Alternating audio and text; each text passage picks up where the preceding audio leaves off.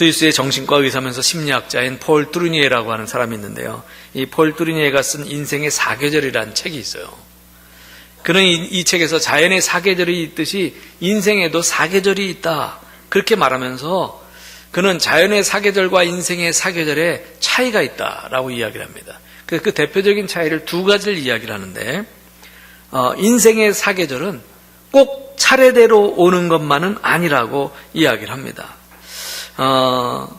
꼭 차례대로 오는 게 아니라 어떤 사람은 인생의 봄을 맞이했는데 여름, 가을을 무시한 채 겨울을 만나서 세상을 떠나기도 한다는 거죠. 또 하나의 차이는 인생의 사계절은 한 번 지나가면 다시 올 수 없다는 거예요. 자연의 사계절은 겨울이 지나가면 그 다음에 또 봄이 오는데, 우리 인생의 사계절은 한 번 지나가면 또 다시 오지 않는다는 거죠. 어느 분인가 그런 이야기를 했죠. 시간은 금이다. 저는요, 시간은 생명이다라고 말하고 싶습니다. 시간은 생명이다. 왜냐하면 우리에게 주어진 이 인생의 계절들은 바로 시간이기 때문에 그래요. 시간이기 때문에. 자, 오늘 본문 사도행전 강의 오늘 83번째 시간인데요. 오늘 본문의 말씀부터 사도행전 27장, 28장 딱 2장 남았는데, 이 2장의 대목이 겨울을 연상케 하는 그런 대목입니다. 그동안 사도 바울이 1차, 2차, 3차 전도여행을 오랫동안 했었고요.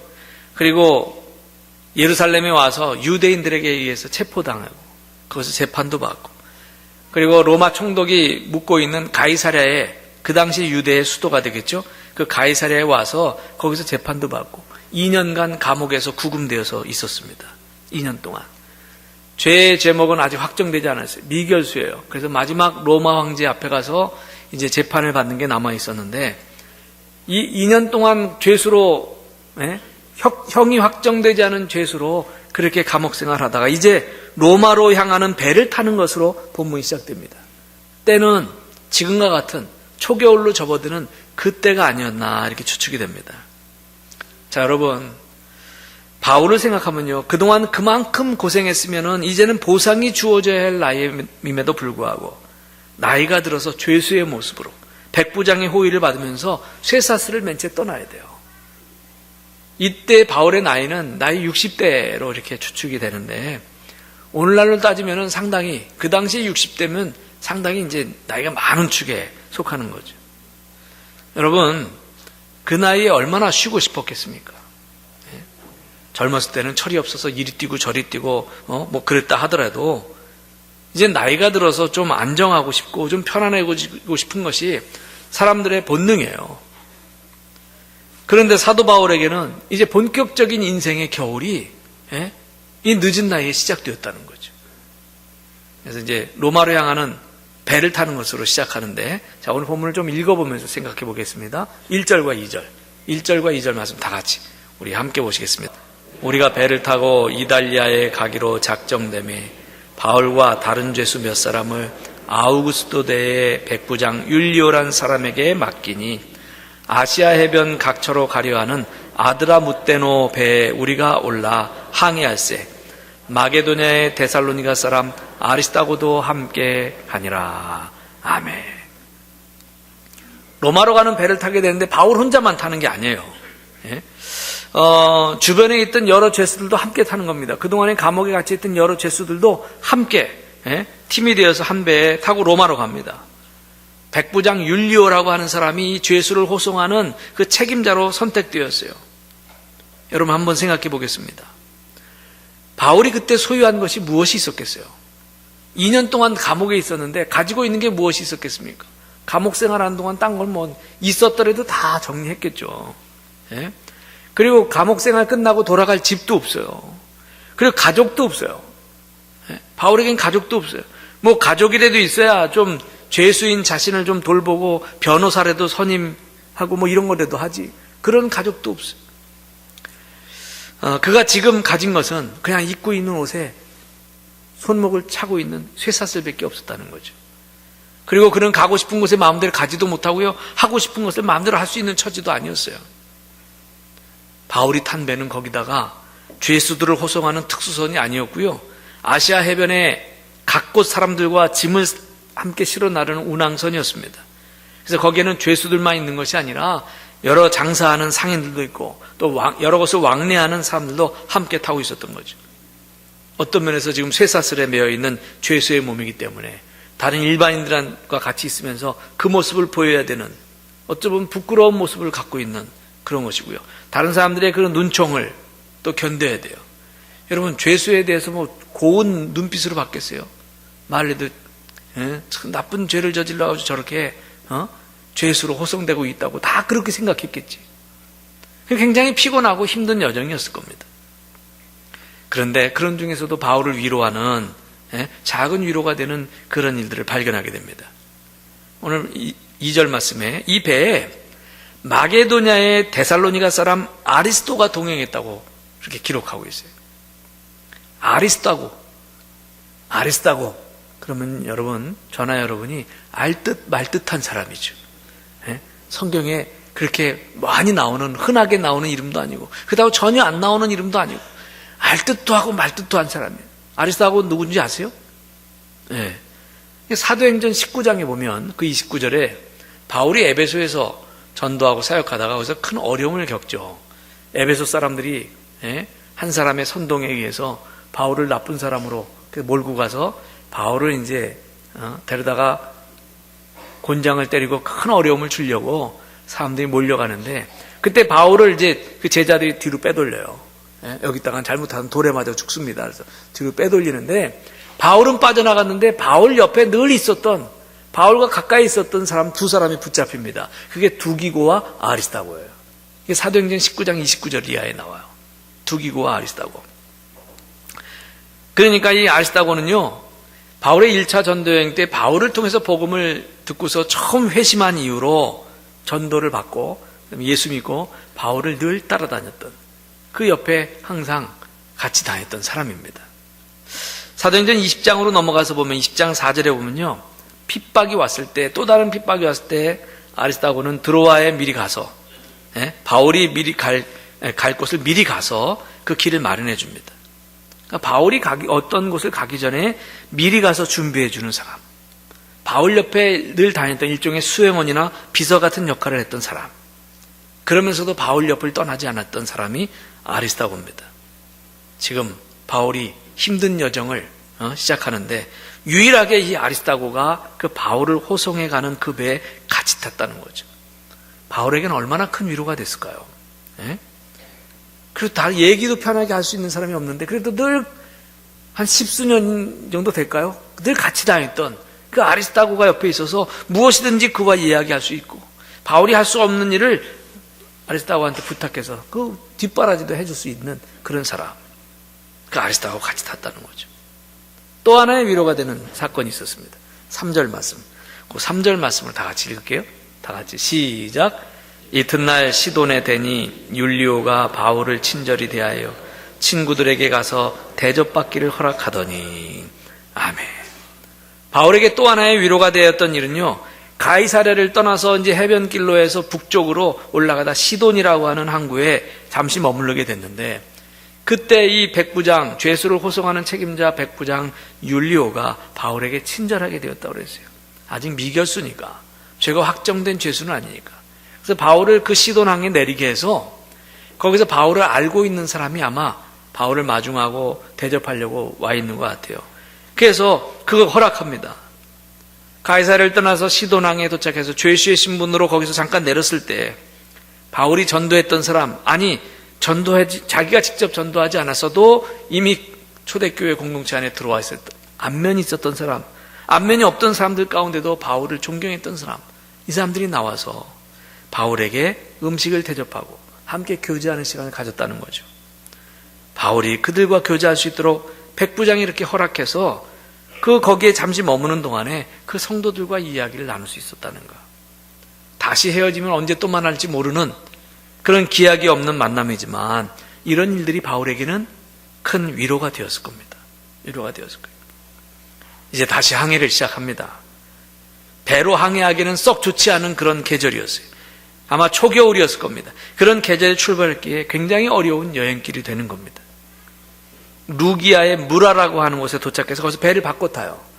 이제는 큰 바다인 지중해를 건너야 되기 때문에 큰 배로 바꿔 탑니다. 로마로 가는 큰 배 알렉산드리아 배로 바꿔 타서 항해를 하게 되는 거예요.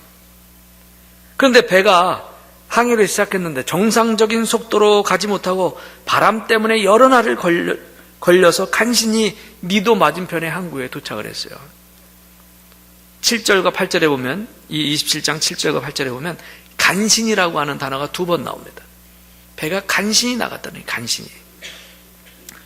이것으로 봐서 풍랑 때문에 얼마나 고생했는지를 알 수 있습니다. 여러분, 바울은요, 육지의 경험도 많지만 이 바다의 경험도 많았어요. 1차, 2차, 3차 전도여행을 하는 동안에 육로를 통해서도 전도여행을 갔지만 배를 수시로 많이 탔어요. 그래서 배 타고 다닌 그 경험도 수십 년 동안 많이 있었어요.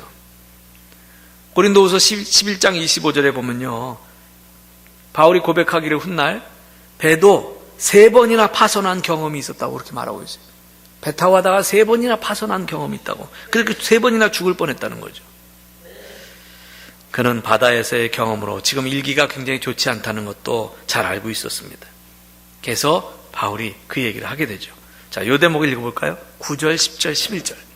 자막에 있는 말씀 천천히 함께 읽겠습니다. 여러 날이 걸려 금식하는 절기가 이미 지났으므로 항해하기가 위태한지라 바울이 그들을 권하여 말하되 여러분이여 내가 보니 이번 항해가 하물과 배만 아니라 우리 생명에도 타격과 많은 손해를 끼치리라 하되 백부장이 선장과 선주의 말을 바울의 말보다 더 믿더라. 아멘. 바울의 그런 경험과 기도와 또 신앙적인 통찰력으로 보면 이번 여행은 몹시 위태한 느낌이 들었던 것 같아요. 여러 가지 징조가 썩 좋지 않았고요. 사도 바울은 여기서 오래 있다가 갔으면 좋겠다는 의견을 내는 겁니다. 그래서 좀 이 겨울이 지나가고 조금 날이 풀렸을 때, 바다가 좀 상황이 좋아졌을 때 그때 가자고 지금 이야기를 하는 거죠. 근데 이것이 바울이 자신의 경험에 비추어서만 말하는 게 아니고 이 말씀에는 사실 예언적인 성격이 들어가 있어요. 그럼 바울은 기도하는 사람이었습니다. 하나님 앞에 깊게 기도하는 동안에 하나님이 감동을 주셔서 앞으로 될 일을 예감케 되는 그런 은사도 있었을 거예요. 기도 많이 하는 분들은 그럴 때가 있잖아요. 어떨 때는 기도 많이 하는 분들 가운데 나에게 닥쳐올 환난이나 이런 거 미리 느낌으로 아는 분들 계시잖아요. 바울이 그런 거였죠. 그런 예언적인 성격이 있었어요. 근데 백부장이 바울의 말을 듣지 않아요.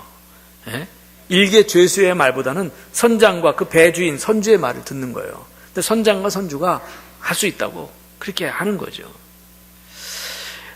결국 그 선장과 선주의 말을 듣고 항해를 강행하게 됩니다. 그리고 그들은 선장과 선주의 충고에 따라 베닉스라고 하는, 유럽 대륙에서 베닉스라고 하는데 그 그레데 항구까지 가서 지중해 건너서 거기까지 가서 거기서 겨울을 보내기로 결정하게 됩니다. 배가 출발했어요. 배가 떤 날 아침에 남풍이 아주 순조롭게 순하게 불어왔습니다. 순풍이죠. 그거 어떻게 생각했을까요? 율리오가 역시 노련한 전문가의 말이 맞구나. 우리가 그 사람들의 말을 들은 거 참 잘한 일이야. 이렇게 하면서 기쁜 마음으로 갔을 거예요. 근데 여러분, 이 순풍이 계속되면 얼마나 좋겠어요. 여러분, 우리 인생 가운데 순풍은 영원한 순풍이 아닙니다. 여러분, 우리 인생에도 순풍과 축복만 계속되면 얼마나 좋겠습니까? 순풍에 돛을 달고 항해를 하는 것, 계속 인생이 그렇게 되면 얼마나 좋겠어요. 바울 일행에도 순풍에 돛 달고 항해를 계속 하다가 얼마 안 돼서 섬 가운데로부터 유라굴로라고 하는 북동풍의 광풍을 만납니다. 유라굴로라고 하는 것은 북동풍이라는 뜻인데 그 지중해 연안에 이렇게 북동풍의 일종으로 이게 특별한 계절에 부는 엄청난 광풍을 뜻하는 그런 말로 이렇게 나와 있습니다. 유라굴로라는 그 이름 붙여진 그런 고약한 북동풍의 광풍이 불어대니까 배가 밀리는 거예요. 자기 마음대로 갈 수가 없어요. 원하는 목적지로 못 가는 거예요. 풍랑이 높아졌어요. 큰일 났습니다. 이 대목 읽어볼까요? 14절 15절. 자, 14절 15절 우리 상황을 생각하면서 함께 읽겠습니다. 시작. 얼마 안 되어 섬 가운데로부터 유라굴로라는 광풍이 크게 일어나니 배가 밀려 바람을 맞추어 갈 수 없어 가는 대로 두고 쫓겨가다가 아멘. 유라굴로 광풍이 불어서 배가 갈 수가 없었다. 이리 밀리고 저리 밀렸다는 거죠.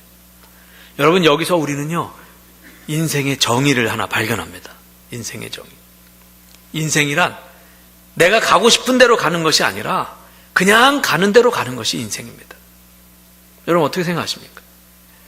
결코 내가 가고 싶은 대로 내 인생을 끌고 가는 것이 아니에요. 우리가 사업을 해도 내 마음대로 안 될 때가 훨씬 더 많아요. 건강도 내 마음대로 안 됩니다. 인간관계도 내 생각대로 되지 않습니다. 여러분, 내가 내 인생을 끌고 가는 것 같아 보이지만 그건 속임수예요. 많은 사람들이 나이가 들어도 여기에 속고 살아가요. 내 인생은 내가 끌고 갈 수 있고 내가 결정할 수 있다고 생각하는 겁니다. 그런데 그런 생각을 오래 할수록 불행이 커집니다. 빨리 자신의 주제를 파악해야 되는 거죠. 유라굴로 광풍을 만나서 끌려가는 이 배처럼 할 수 없이 끌려갈 때가 많은 것이 인생이에요. 여러분, 어떻게 생각하십니까? 광풍이 계속되는 가운데 배를 좀 바로잡으려고 애를 쓰다가 결국 어떻게 하는지 아십니까? 배 안에 있는 다른 모든 짐을 다 버려요. 다 버려요. 자, 19절 20절. 오늘 보면 19절 20절 그 대목인데 다 같이 읽겠습니다. 시작. 사흘째 되는 날에 배의 기구를 그들의 손으로 내버리니라. 여러 날 동안 해도 별도 보이지 아니하고 큰 풍랑이 그대로 있음에 구원의 여망마저 없어졌더라. 아멘. 배 안에 모든 짐 아깝죠. 평상시 같으면 굉장히 아깝지만 목숨보다 아깝겠어요? 그러니까 모든 짐을 다 버리는 거예요. 다 버리는 겁니다. 지금 목숨이 위태로운데 어떻게 합니까? 그게 중요합니까? 내가 그동안 벌어놓았던 재산이나 또 모든 그런 금전적인 거, 물질, 이 모든 거 내가 지금 목숨이 위태로운 지경에 있으면요, 그거 아무 소용없어요. 내 생명이 더 우선이지. 지금 배 안에 모든 짐을 다 버렸어요. 여러 날 동안 낮에 해와 밤에 별도 보이지 않았다고 했습니다. 며칠 동안 칠흑 같은 어둠이 계속되었다는 거죠. 그 공포감과 두려움이 얼마나 짙었을까요? 거기에 계속 폭풍이 몰아쳐가요. 배가 막 흔들리고 금방이라도 뒤집어질 것 같아요. 어디로 떠밀려서 흘러가는지 알 수 없어요. 배가 어디로 떠밀려가는지. 여러분, 저와 여러분이 그 배에 탔다면 우리 심정이 어땠을까요? 그런 배에 탔어요. 지금 폭풍의 바닷속에 어디로 가는지도 모르고, 이게 금방 배가 깨져서 파손돼서 여기서 바다에 빠져서 죽을지도 모르고. 바로 그것이 인생입니다. 그러나 우리는 모든 것을 다 잃어버리고 모든 노력과 의지가 수포로 들어갔을 때에, 그때에 하나님에 대해서 눈을 떠야 되는 거죠. 하나님, 나 여기 있습니다. 나는 손끝 하나 움직일 수 없이 무력한 자입니다. 이렇게 고백하는 것이 구원의 시작입니다. 사람들은요, 살아가면서 눈물과 한숨과 비명을 지를 때가 있습니다. 근데 그 눈물과 한숨과 비명을 지를 때 이것도 살려는 의지가 있기 때문에 생기는 거예요. 어린아이를 데리고 병원으로 갑니다. 주사 맞히려고, 예방주사든 아니면 치료하는 주사든. 그럼 아이들이 주사 맞기 전에 막 비명을 지르면서 죽는 소리를 해요. 왜냐하면 주사를 맞으면 아플 것 같으니까 소리를 지르는 거죠. 사람이 배가 고프고 갈증이 나고 목이 마른 것도 알고 보면 살아있기 때문에 그래요. 나 배고프다, 나 갈증 난다, 이런 얘기하는 것도. 살아가려니까 고민이 있고 갈등이 있고요, 배가 고픈 겁니다. 죽은 사람은 배고픔도 없고 갈증도 없어요. 이것이 우리 인생의 실제입니다. 오늘 말씀에서 우리가 기억해야 될 것이 있어요. 여러분, 인생에는 겨울이 있습니다. 인생에는 겨울이 있어요. 예전에 제가 아는 한 장로님이 계신데 사업도 크게 잘 하시고 또 교회를 위해서도 열정적으로 헌신하시던 한 장로님이 계셨어요. 교회를 위해서도 열심히 하셨어요. 그분이 교회 관리부장을 맡았을 때 하여튼 교회 구석구석 막 살피면서 이렇게 헌신하셨던 그런 분. 밖에서도 열심을 다해서 사업을 하시던 그분. 근데 그분이 하시는 사업이 부도가 나서 쫄딱 망하는 일이 생겼어요. 어떻게 그렇게 잘 나가던 사업이 어쩌면 부도를 맞아서 하루아침에 저렇게 깨끗이 망할 수 있을까? 너무나 안타까운 그런 일이 생겼죠. 그 망하기 직전에 있었던 일인데, 제가 주일에 이제 주일 낮에 설교를 하는 날이었는데, 그날도 11월 중순이 지나서 11월 하순쯤 되는 그런 어느 주일날이었죠. 겨울 추위가 막 몰려오던 11월 말이었는데 제가 시편 39편의 말씀으로 설교를 했어요. 근데 그 장로님이 소리 안 내고 눈물을 흘리는 모습이 보이더라고요. 시편 39편의 다윗의 시였습니다. 두 구절만 읽어볼까요? 여호와여 나의 종말과 연한이 언제까지인지 알게 하사 내가 나의 연약함을 알게 하소서. 아멘. 나의 종말과 연한인지 언제까지인지 알게 하시고 내 연약함을 알게 하소서. 7절에 이런 말씀이 있습니다. 7절 주여 이제 내가 무엇을 바라리요 나의 소망은 주께 있나이다. 아멘. 인생 말년에 다윗은 자신의 연약함을 깨달았습니다.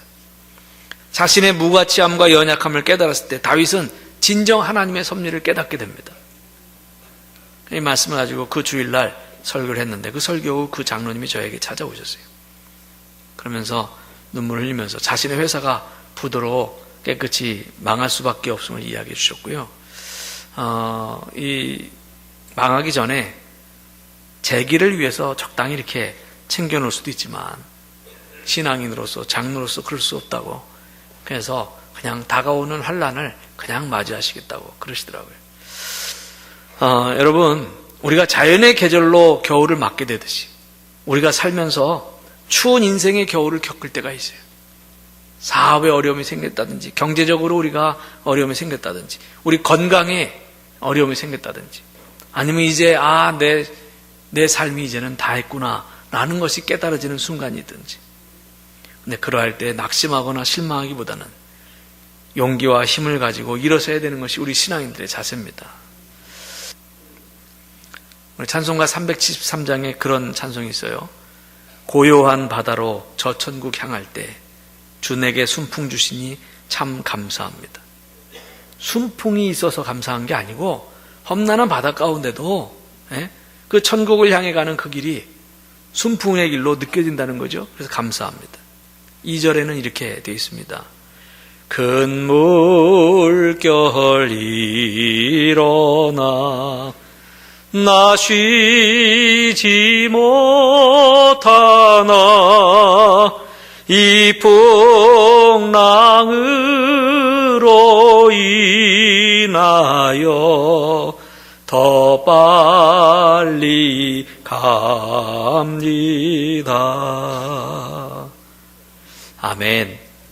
큰 물결이 일어나 내가 쉬지 못하고 풍랑 때문에 고난을 겪을지라도 그 풍랑으로 인해서 더 빨리 갑니다라는 고백이요. 이게 많은 고난과 역경을 지나본 사람만이 할 수 있는 그런 고백입니다. 여러분, 이제 계절적으로 본격적인 겨울이 시작됩니다. 인생에도 겨울이 있어요. 또 여러분들 다 아시다시피 우리 국가적으로도 겨울이 시작됐어요. 이 혼돈이 언제까지일지 그건 모르겠습니다. 아마도 우리 이 나라와 또 이 온 국민에게 이 추운 겨울이 당분간 계속될 것 같아요. 많은 사람들에게 이 겨울은 체험이 될 겁니다. 2016년도 얼마 남지 않은 이 계절에, 겨울을 앞둔 이 계절에 우리는 우리에게 다가올 인생의 겨울을 생각하면서 이 겨울을 준비하는 마음을 갖기를 원합니다. 여러분, 인생의 겨울이 찾아올 때에 주님 앞에 무릎 꿇고 또 엎드리시기 바랍니다. 겸손하고 온유하게 주님 앞에 나아가시기 바랍니다. 그래서 저와 여러분이 영광스러운 그 하나님 나라에서 하나님의 은혜로 영광스러운 삶을 살 수 있게 되기를 주의 이름으로 축원합니다.